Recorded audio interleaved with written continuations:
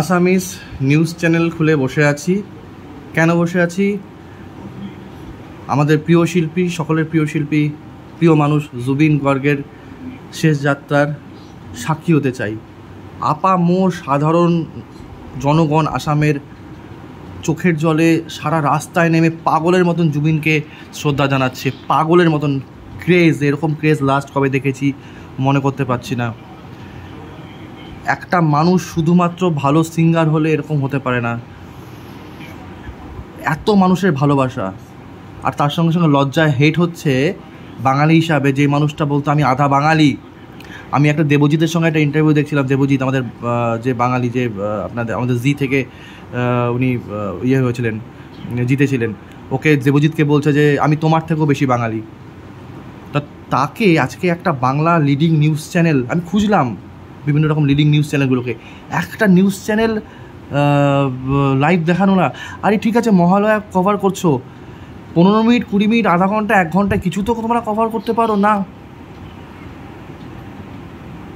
মানে ভাবা যায় না। আর একটা ছোট্ট ইনফরমেশন আপনাদের সঙ্গে শেয়ার করি।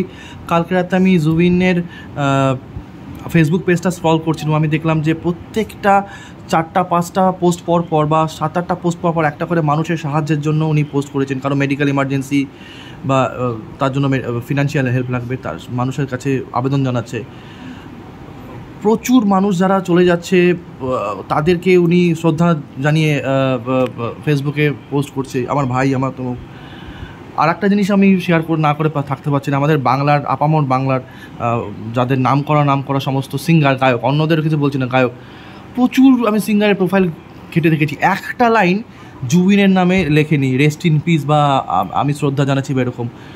আপনারা খুঁজে দেখবেন তো আমাদের বাংলায় যারা যারা আছে, বোম্বের অনেকে দিয়েছে, বাংলার অনেকে দিয়েছে, কিন্তু অনেকেই দেয়নি যারা নাম করা শিল্পী। যে জুবিন তো আমাদের কাছের মানুষ, আধা বাঙালি বলতো, ঠিক আছে, এদের তো ফেটার্নিটি, এদের তো কলিগ, তো একটা লাইন লেখা তো উচিত ছিল। আমি কারো নাম করছি না, আপনারা খুঁজে দেখবেন আমাদের সো কল্ড বাংলা যারা আর্টিস্ট অনেকেই আছে, অনেকেই করেছেন, অনেকেই করেননি।